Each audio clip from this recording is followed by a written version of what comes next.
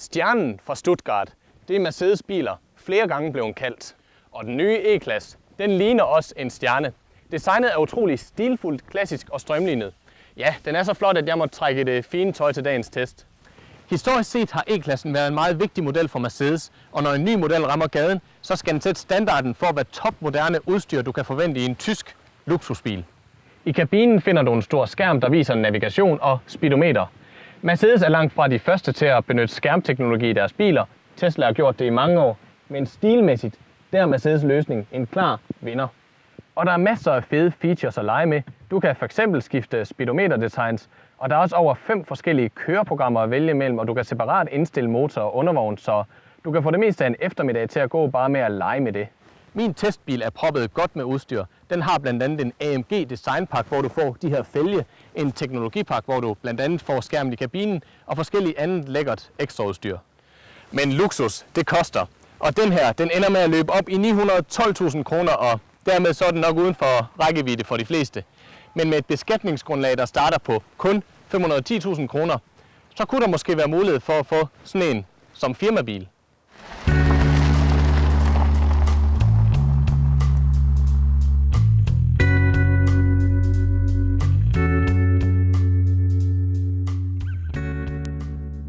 Jeg kører den mindste turbobenziner på 184 heste, og den er koblet til Mercedes nitrins automatgear. Og jeg savner faktisk ikke kræfter, i hvert fald ikke til danske forhold.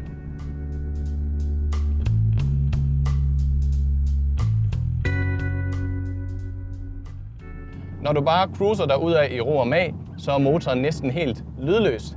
Men sætter du køreprogrammet i Sport Plus og sparker til den, så kan du hurtigt komme til at køre alt for stærkt.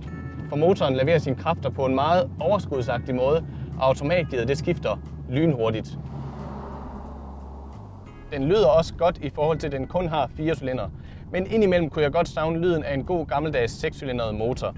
Men vil du have det, så skal du op i E400, der starter ved 908.000, og det er før du putter lækkert ekstraudstyr i.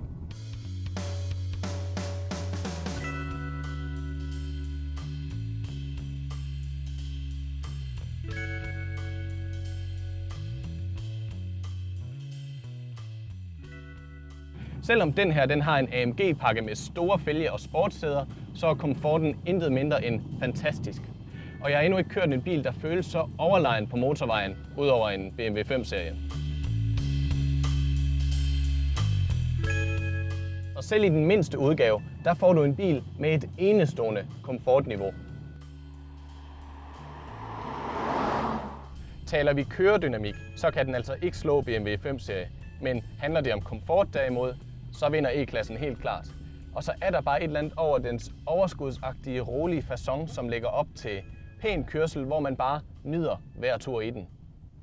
E-klassen, den taler til den indre gentleman.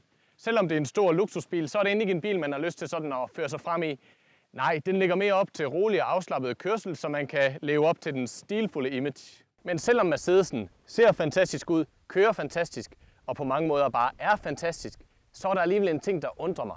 Og det handler om udstyr. For den nye E-klasse kan fås med alverdens sikkerhedssystemer og en adaptiv fartpilot, hvor bilen næsten er helt selvkørende. Men det er ikke standard. Nu ved jeg ikke, hvad markedet efterspørger. Det undrer bare mig, at en så dyr bil kan mangle så vigtigt udstyr. E-klassen har været særlig populær blandt taxafolket, og den nye fortsætter også med at tilbyde god plads og komfort ved bagsædet, så længe du ikke sidder i midten, fordi der er denne her altså noget i vejen. Bagagerummet er også stort og meget dybt, så du kan putte alverdens ting og sager derind.